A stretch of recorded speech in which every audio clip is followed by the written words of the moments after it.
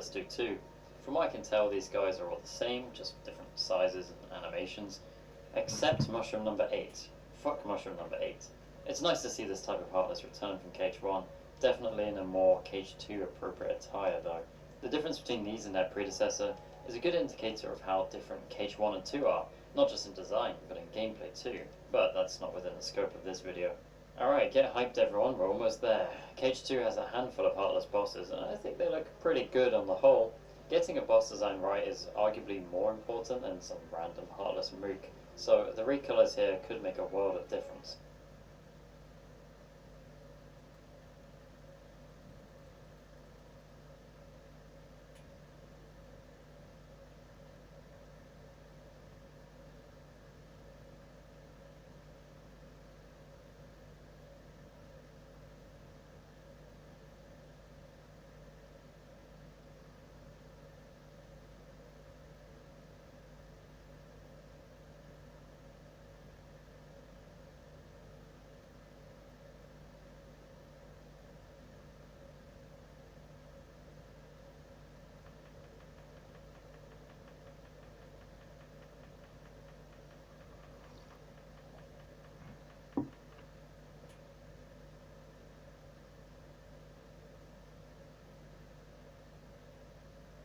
First up is the Thresholder. Like two bouncers at a club, this conjoined duo won't feel like letting Sora and the gang into the dungeon so easily. This is actually one of the weirdest Heartless in the game. Why? Well, it's a door taken over by the Possessor Heartless that we covered earlier, which makes it a pureblood. But it has a final mix recolor. A pureblood getting recolored is quite a novel concept. A little bit disturbing, to be honest. But to be fair, this Heartless was more emblem-like in appearance anyway. I don't know if this is a popular opinion, but I kind of prefer the final mix version. I don't know, it's simpler, slicker maybe. The yellow claws really pop against those darker colours. If I didn't know better, I'd think the original was the recolor. I always thought of the Shadow Stalker as a bigger, badder Dark Ball from Cage 1, at least in appearance. Its ability to transform different parts of the ballroom is just like the Possessor Heartless. I love that gimmick, by the way, using the arena to attack you and the corrupting of an iconic Disney location. I think that's great. The Shadow Stalker is all chained up, and hey, maybe it's enjoying it, and I really do like the colours here. Colours that continue with this evolved form, the Dark Thorn. And you can kind of see how elements of the Shadow Stalker have transferred across to this one, for example with the red highlights. The thorns of course represent the Beast Rose. I gotta say, I love both these designs, and I think this is one of the coolest Heartless in the series. It being a pureblood definitely helps with that. The design of Dark Thorn is apparently based on the Final Fantasy X version of Ifrit, which, yeah, I can definitely see that. The Illuminator helps Barbossa out, since the man doesn't exactly have a Kraken at his beck and call. Man, the render images for this guy weren't the best, but here we are. It's a sticky lizard with only two fully formed limbs and a lantern tail. I guess it's an anti-lantern because it absorbs light and makes the room darker. Anyway, yeah, one of the most pointless recolors, honestly, given that you barely see this thing. I prefer the original, etc, etc. Everybody loves the Lords, right? Right? Well, maybe this pair isn't the most popular Heartless boss in the series, but I think they're alright enough. What we have here is essentially a base game recolor. You've got the blue ice one and the red fire one. Though there are subtleties, the staff for each is different, along with the headpiece and markings on the legs. They break up into the little icy cubes and fiery globes, which is a fun gimmick. My favourite part of the design is how the actual body is encased in the suit around it. The thin black figure inside is actually a little bit creepy, or it would be if we saw outside its shell. So whether you're hot or cold on these Heartless as a boss, I think the design is pretty decent. Remember the Parasite Cage from Cage 1?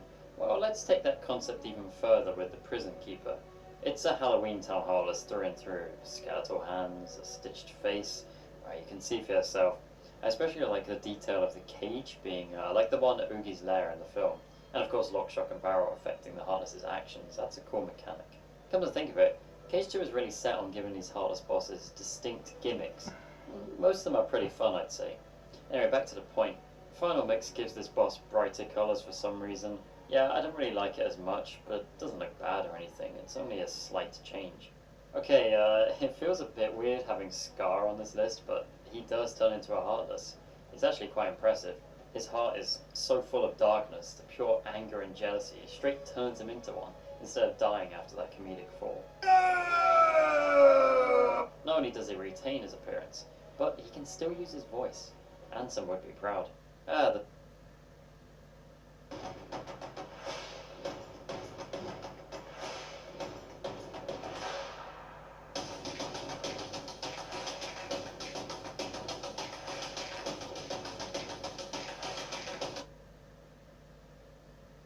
Storm Rider, Land of Dragons continues to provide us both cool designs and origins, with this dragon turned Heartless by Zigbar. Hell, if I was Zigbar, I'd ride this thing all the way back to the world that never was. But yeah, as you can tell, I really like this design. From the webbed wing appendage things to the symbols on the underside, it's just incredibly unique and more imaginative than just being a Chinese dragon Heartless. Yeah, it got a recolor, and it's not a bad one. I think the orange tones do look quite nice. I still prefer the original though. The Grim Reaper is another great boss design, just look at this. It's an undead Aztec Heartless, very fitting for the story of the Curse of the Black Pearl. Hell, even the weapon is a ship's anchor. It's literally a blend of all these Pirates of the Caribbean elements, and it still comes out looking really cool. The Cage Wiki also mentions similarity to the Aztec Death God, a name I definitely can't pronounce. Now, I can get behind the final mix making the face, hands, and body white, but I don't really like the rest of it, so my vote still goes to the original. I prefer the original cursed form too, mostly because it's darker in tone. By the way, nice detail with the heart on top there, I see what they're doing. So this is an odd one. The experiment is apparently an artificial Heartless, which is weird, but I guess it kinda makes sense. I mean, its role in the story is a clear parallel to the Nobodies in Organization 13, with it seeking out our hearts to become whole. But of course, the Heartless seek hearts too, and it does give Wisdom Form XP. It's funny because I kept thinking the hostile program from Space Paranoids was a Heartless, but it isn't, it's just a program. Then again, the experiment isn't on the Heartless page for Jiminy's journal, it's in with the characters. Geez, I'm not exactly sure, but I'll just include it and assume it is one. Anyway, it's a cool Frankenstein-like creation, but one of the Finkel variety instead. It's made up of all sorts of different Nightmare Before Christmas props. You've got the tube from Oogie's lair and his torture claw apparatus. Yeah, the attention to detail is very nice. While it can be a bit annoying to fight, I love the second phase form, inverting itself like opposite armor and the groin skull becoming the new head. Typical man-her thinking with the wrong head. But yeah, it's creepy and well designed, and it didn't get recolored because, well, obviously that wouldn't make any sense. Finally, we reach the end of this ridiculously long list with the Ground Shaker. I don't really like this thing as a boss, but I have to admit it's quite a spectacle, and I applaud them trying to make a humongous boss work.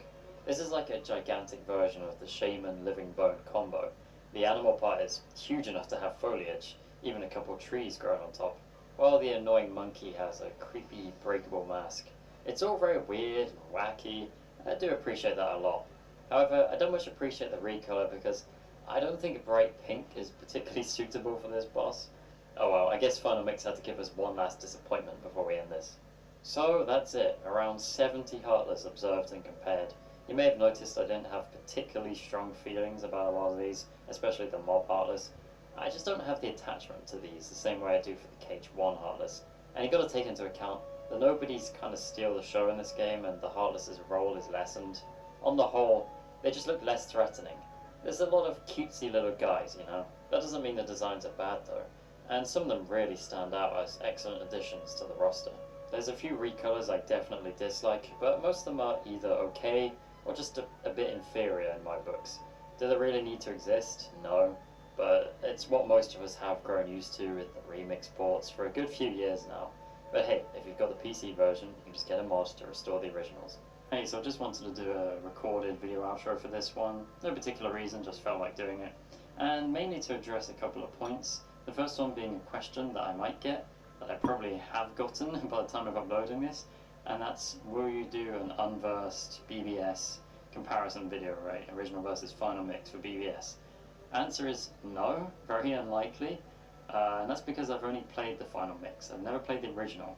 I don't have any attachment to either, really. I've only played Final Mix once. So I don't have any attachment to the colours very much. There's little I could say. It would just be me regurgitating a wiki, essentially, and just going, oh look, this inverse looks cool, I guess. You know, it just feels like not a worthy video to make, and maybe something that's better for someone else to make, right? So yeah, that's not going to happen. I think that's very unlikely. And secondly, I just want to say, you know, I know it's a bit of a shame that the renders in this video weren't as good as Cage 1's. I think generally Cage 2 renders, we just don't have as many good quality ones. maybe because there's less medals in Union Cross or something like that. It kind of sucks. A lot of it looks very grainy, but it's just what I had. You know, it's just what I had available. It's all I could do, and I wasn't gonna sit and make my own like cutouts from the journal because that would take so long. So hopefully it was good enough to at least compare the colours in there. I don't think anyone's really watching this on a full screen, and if you are, I'm sorry about this part of the video, but you know, I think it was good enough to just fit what our needs were for this video. And yeah, that's it for this. I probably won't be doing big videos like this too much. A bit of an investment. I don't have all the time in the world. I'm doing a lot of streaming now. Upload highlights, although I might be changing how I do those soon because it's just a matter of time and also a matter of I want to upload things I enjoy doing and like, but also got to think about what's sensible for the channel. So I'm kind of looking at balancing the two, right, and trying to find a good middle ground between that. But that's something for another time, of course. It's nothing to do with this video. So what do you think about KH2 Heartless? Do you prefer the recolors, maybe? Or do you just think the originals are better? Or do you kind of take it on a case-by-case basis like I do? Feel free to comment down below, and thanks for watching.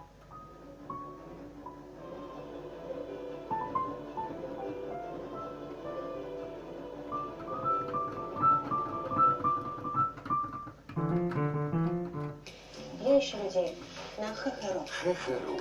Работа есть всегда. ХХРУ.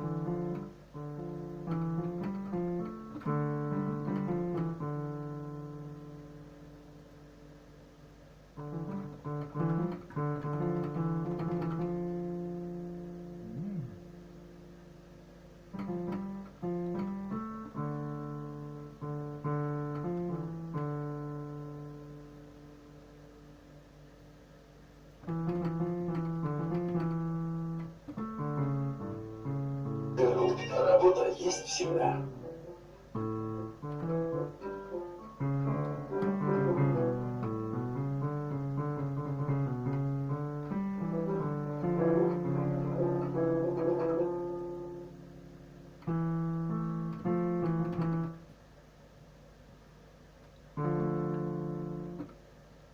Вика, принеси.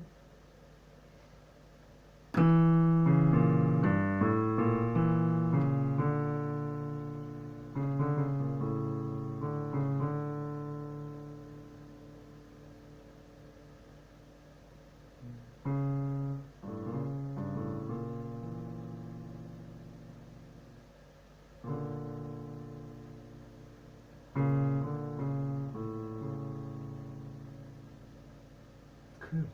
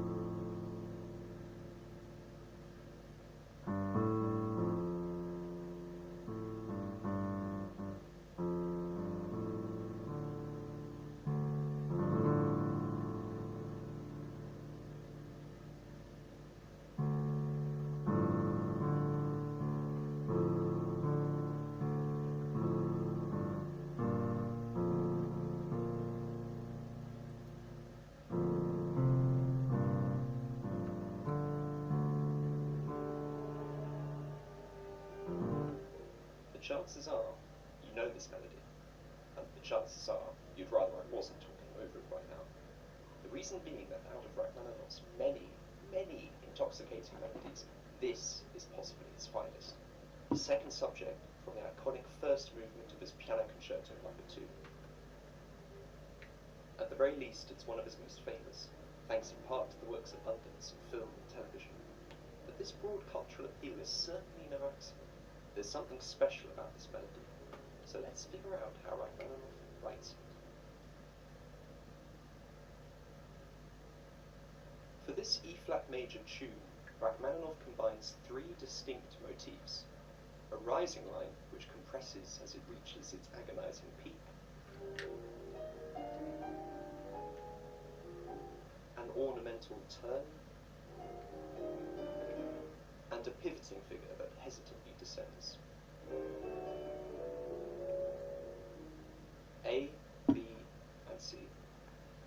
This takes us back to chord 1, but we're only halfway through the phrase.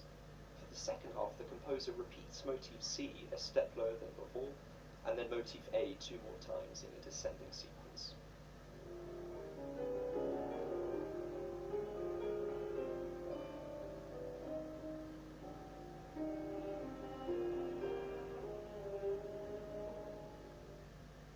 Lasting a full 10 bars, we now have our complete phrase.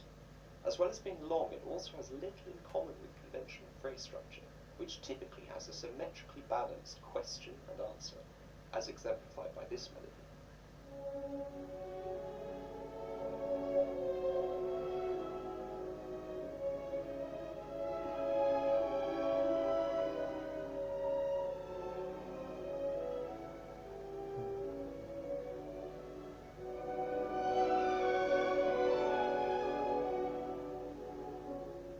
This is also Rachmaninoff, from the lesser known first piano concerto written when he was only 18, so he was clearly fluent with this classical design, but chose to defy convention when composing the theme in question. This melody meanders in asymmetrical fashion, basking in sumptuous harmony and squeezing every last expressive drop from its many motifs.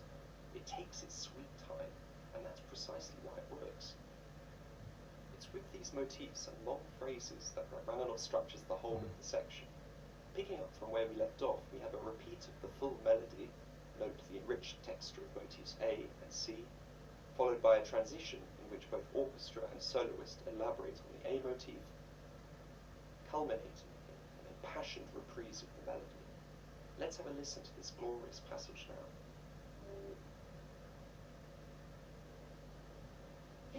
You probably know me, if you know me at all, as someone who does this. There has come to us a young man aged 7 bearing the name Yo-Yo Ma. I've been playing the cello for over 60 years, so I should be getting it right by now. However, is that what I'm trying to do? Am I trying to get it?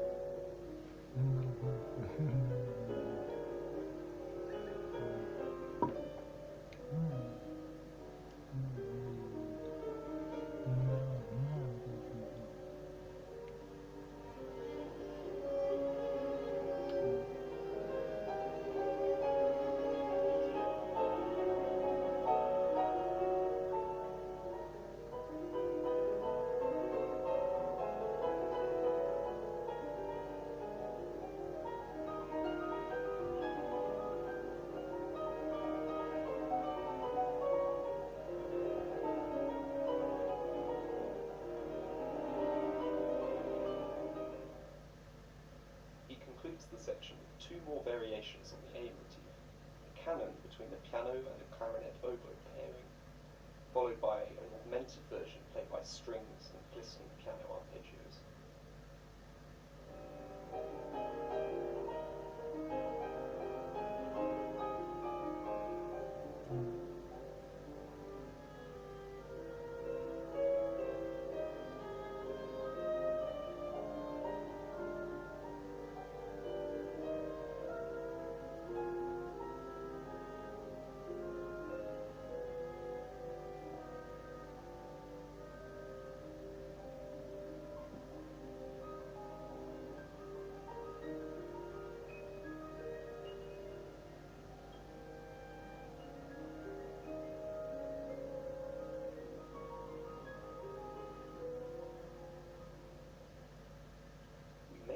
The exposition, but this is by no means the last time we hear this melody.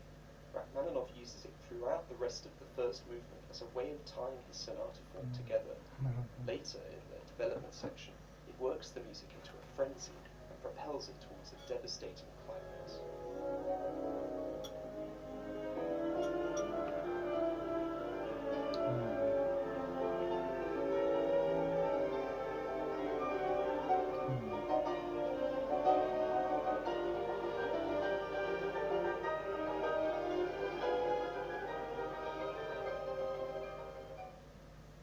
Shortly after, During a quiet moment in the recapitulation, the horn, underpinned by muted string tremolos, plays the melody in full, like a distant memory.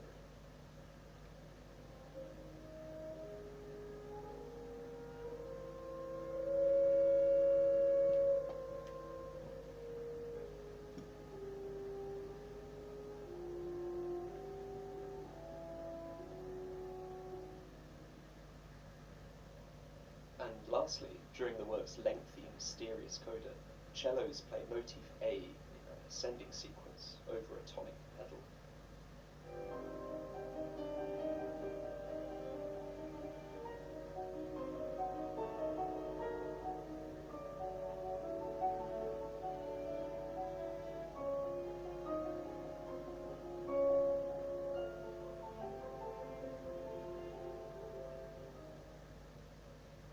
This is still not the last time we hear the melody.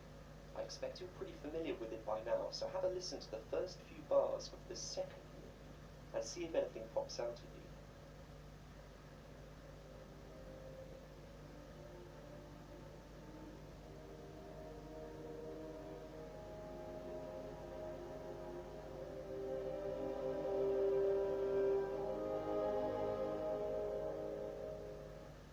What do you think? Motif A in bars 2 and 3? Or is that a bit far-fetched? How about the last few bars of the second movement? Again, see if you can spot anything.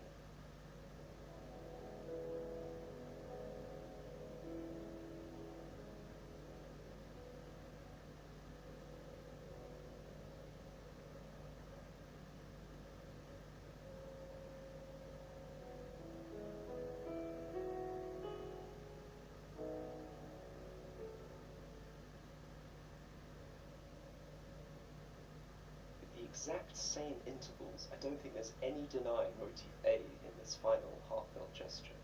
But be sure to let me know what you think in the comments. Rachmaninoff smuggles the melody into the final movement too, and it's nowhere near as cryptic this time. During the equally famous second theme of this movement, we see motif A several times as part of a long crescendo.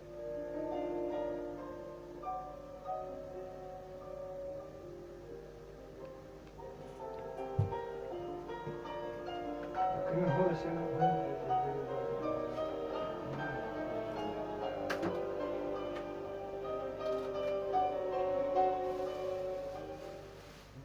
And just in case the importance of this melody is in any doubt, it comes around again at the very end, played by the full orchestra, serving as the final climax of the concerto.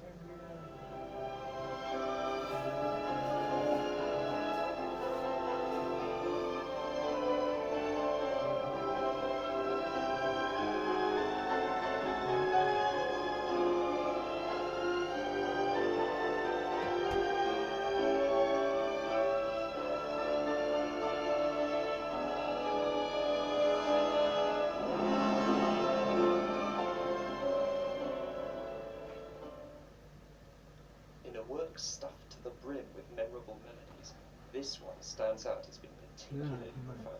найти себя, да, ханжество, сбрил просто, понимаешь, да.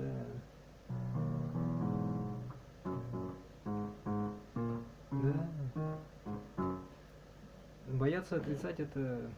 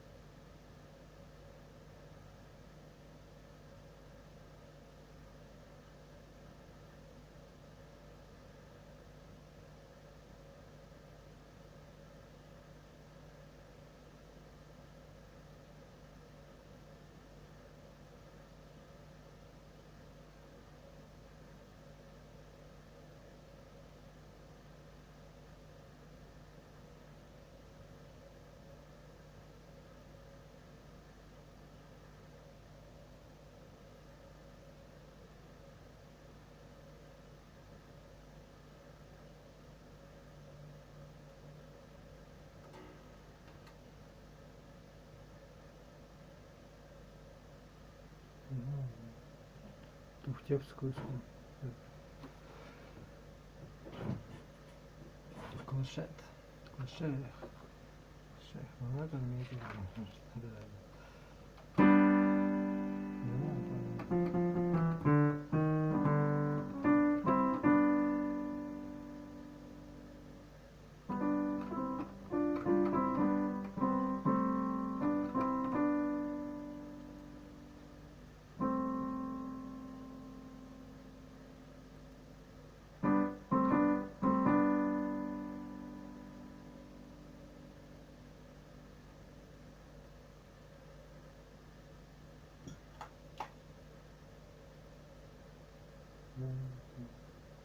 А, ну да, все это.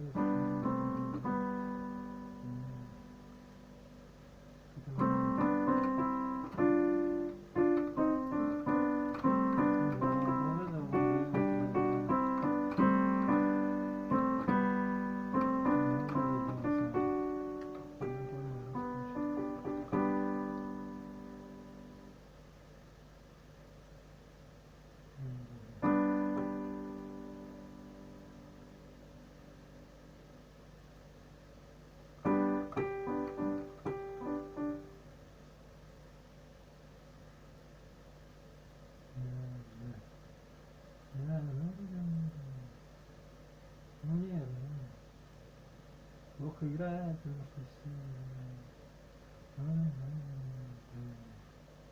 Вот это был он самый лучший.